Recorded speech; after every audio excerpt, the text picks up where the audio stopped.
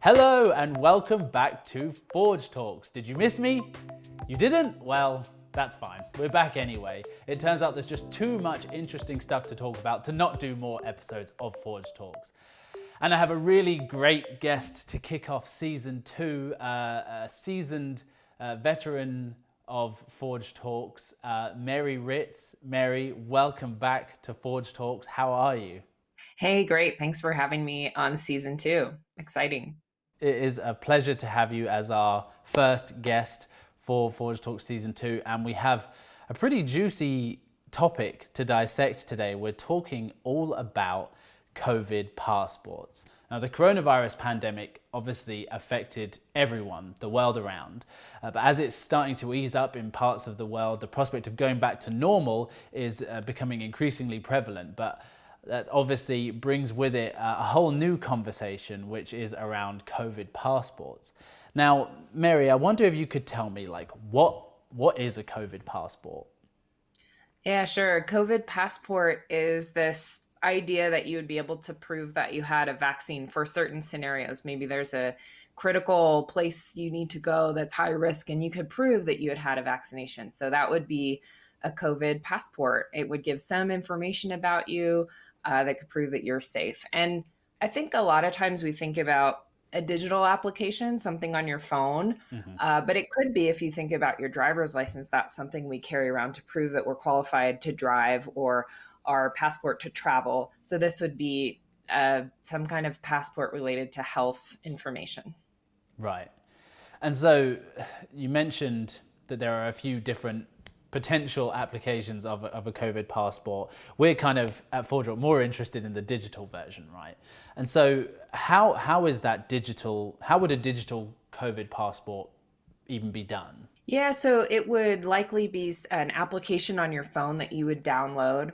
And on the back end, there's a network that's validating some information about you. So I think the first thing I'll mention is you wouldn't have a bunch of healthcare information on the passport. It would just say something like, yes or no, you've had the vaccine, or yes or no, you're safe to come in. So you're not sharing when you got the vaccine and what kind. It's just giving you some verification about some facts. And we've seen this concept come up in decentralized identity concepts where I want to prove that I'm 21. I don't want to tell you my age. I'm just going to say Right. yes or no. I'm going to tell you that I'm 21. There would be, in order for this to work, there's actually a lot of components. So as an end user, you would download an application, but on the back end, there has to be some thinking about what is considered a safe and vaccinated person. What are the qualifications for that? How would I verify that they did get the vaccination? What would that process be like? And then how am I going to safely share that across different networks and different people? So it could feel simple, but under the hood, there's a lot to make sure it's done right and in a Mm. way that's interoperable for all the places and things that you may want to go. And it kind of feels like COVID passports were were mentioned for the first time, and then like maybe a month later it was like, yeah, this is definitely going to happen. Feels like we've really like rushed headfirst into COVID passports as a thing, and I get that like we're trying to be very reactive to the situation, but what you're describing, like, is it currently as it stands, is it secure?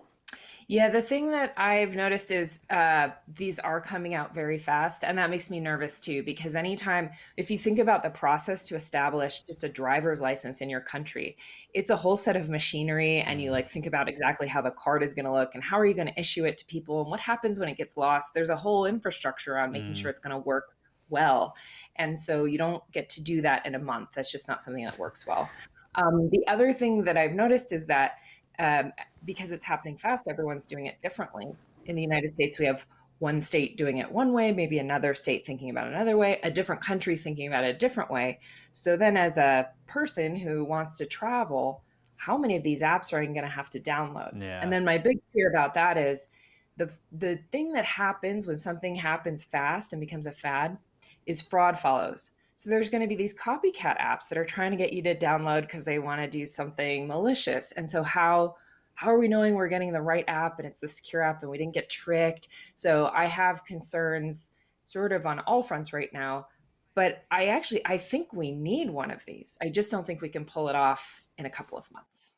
And so I guess in order to maybe make it more secure, what regulations do we need for something like this? Well, so we really need to put together a task force, just like you do with anything where you think about the security concerns, the policy concerns, how we're going to share this, how it's going to interoperate across states within the US and countries within the world. I'm US centric because I live here, but just need some people to take a look at it. And then we need some time to educate users so we know and trust that it's safe.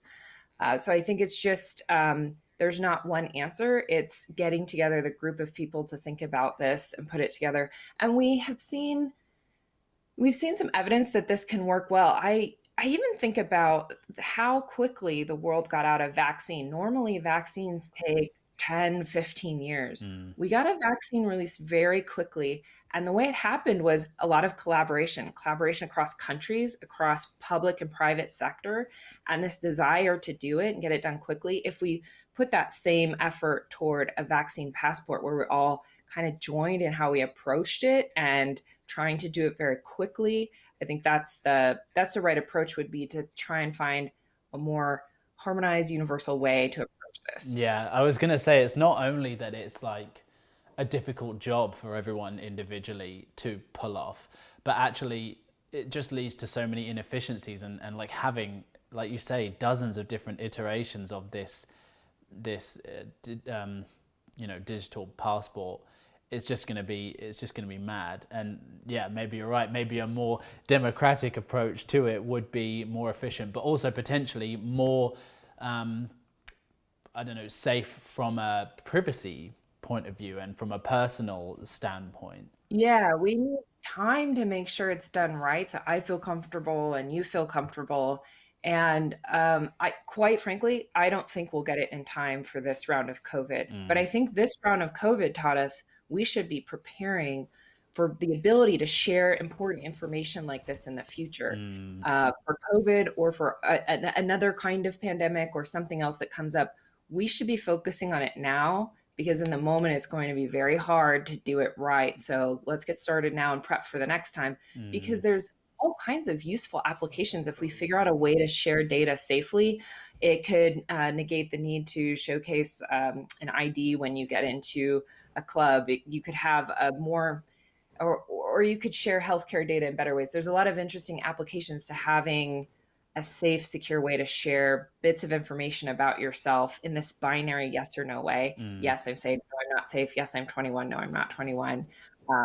Is better than having to bring out a birth certificate somewhere where you share everything. Yeah, it's such a good point. It's it's almost like we should have thought of this sooner. If only we had, it would have been great. But Some countries have. Estonia is a country that put a lot of thought into digital decentralized identity several years ago. There's a European identity group that's pioneering some, digital identity space. So a national digital identity schemes are coming up, which would be a good first step to link into. So there has been progress, but you do see it fragmented, each country different than the other, and each with varying levels of success in their initiative. now the thing about national digital identity and how it relates to COVID passports, but also the extended application, is people tend to get a little antsy, feel like potentially it's a little Orwellian. What are the cultural and societal implications of COVID passports and digital national identities? No, you're right. Yeah, there's in theory, there's only a few kinds of establishments that could come up with a national digital identity. It could be your government, could be a bank, something like post office, telecommunications provider, a big tech company like a Google. So there's different options. So what I think is best is when you have the public and private sector think about the best way to do it. And also I feel there's a big difference in tolerance across the different countries for having a universal identity and trusting it and not feeling that it's 1984, the George Orwell book. So I do, and that's why this problem is hard. It's just figuring out how you're going to do it in your country. But there are ways to do this so it's safe, that you're not really giving information. I mean, I feel the technology is there to do this. And if we have the right people together, we can figure this out. Because think about the internet. It's decentralized. No country owns the internet. We can do things reasonably safely for the most part on the internet. There's ways to distribute and not have a single owner. Blockchain is some interesting technology that's available to us now that's a little bit different. No one owns the database. It's a public record. So there's new technology that we can take advantage of. Yeah, that's so interesting. Because I guess like in terms of people just thinking, well, I don't want the government to know who I am or what I've done. It doesn't feel all that different from, like you've said before, just a regular passport or a driving license or anything like that. Sometimes the government needs to have this information about us in order to provide good services to us as the citizens, the consumers of government, right?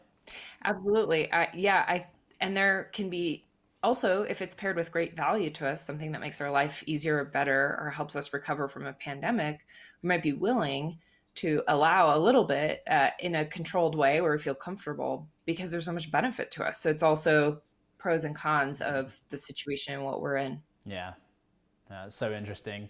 Well, Mary, thank you so much for taking the time to dissect it for me, and I'm really interested to see how it kind of develops in the future. And if anyone out there is responsible for developing things like this, then obviously Mary is the person you need to speak to. She's obviously an expert on this stuff. So thank you so much, Mary. Thanks so much. And we will see you guys next time. Bye for now.